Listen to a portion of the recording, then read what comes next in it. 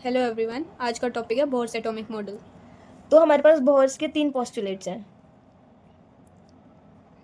पहला पोस्टुलेट क्या कहता है कि Bohr's atomic model is only valid for single electron species. अब सिंगल इलेक्ट्रॉन स्पीशीज का मतलब क्या है कि ऐसी स्पीशीज जिसके अंदर सिर्फ एक इलेक्ट्रॉन प्रेजेंट हो।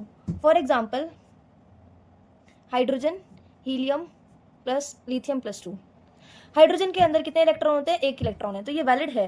हीलियम के अंदर कितने इलेक्ट्रॉन होते हैं? 2 इलेक्ट्रॉन होते हैं, लेकिन इसके अंदर प्लस है तो एक क्या हो जाएगा? लूज हो जाएगा। तो कितने इलेक्ट्रॉन बचेंगे? एक इलेक्ट्रॉन बचेगा, तो ये भी वैलिड है।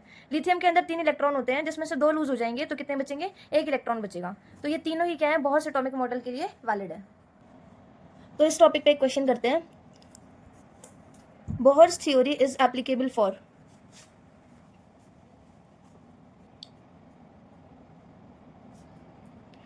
ऑप्शन है आपके पास, पहला है हाइड्रोजन एटम, सेकेंड है हीलियम एटम, थर्ड है लिथियम प्लस एटम, फोर्थ है ऑल। तो बोहर्स थ्योरी किसके लिए एप्लीकेबल होती है? सिंगल इलेक्ट्रॉन स्पीशीज के लिए एप्लीकेबल होती है, जिसके अंदर सिर्फ एक ही इलेक्ट्रॉन हो। तो पहला हमारा हाइड्रोजन एटम है। हाइड्रोजन के अंदर कितने इलेक्ट्रॉन्स होते हैं? एक इलेक्ट्रॉन होता है, तो ये वैलिड है। सेकंड हमारा हीलियम है। हीलियम के अंदर कितने इलेक्ट्रॉन होते हैं? 2 इलेक्ट्रॉन्स होते हैं, तो ये वैलिड नहीं है। लिथियम के अंदर कितने इलेक्ट्रॉन्स होते हैं? 3 इलेक्ट्रॉन्स होते हैं, जिसमें से अगर 1 लूज हो गया तो कितने इलेक्ट्रॉन्स बचेंगे? 2 इलेक्ट्रॉन्स बचेंगे, तो ये भी वैलिड नहीं है। तो इसका आंसर क्या होगा? First option, that is hydrogen atom. तो सेकेंड पॉस्टुलेट क्या है बोहर्स का? Number of circular path. Circular paths को हम क्या कहते हैं? ऑर्बिट्स भी कहते हैं। Present surrounding of nucleus. ये हमारा न्यूक्लियस है। यहाँ पे इसके पास क्या होंगे? कुछ सर्कुलर पाथ्स होंगे। ये क्या है? हमारे सर्कुलर पाथ्स हैं। इन सर्कुलर पाथ्स को हम क्या कहते हैं? ऑर्बिट भी कहते हैं। और ऑर्बिट को हम किससे रिप्रेजेंट करते हैं? एन से रिप्रेजेंट करते हैं। तो ये हमारा फर्स्ट ऑर्बिट हो गया, ये सेकेंड ऑर्बिट, ये थर्ड ऑर्बिट, ये फोर्थ ऑर्बिट। हम इनको और तरीके से भी रिप्रेजेंट कर सकते हैं, के एल एम एन। और जो हमारी एन की वैल्यू है, मतलब ऑर्बिट, नंबर ऑफ ऑर्बिट्स हैं, एन की वैल्यू कभी भी 0 नहीं होगी और एन की वैल्यू कभी भी फ्रैक्शनल नहीं होगी।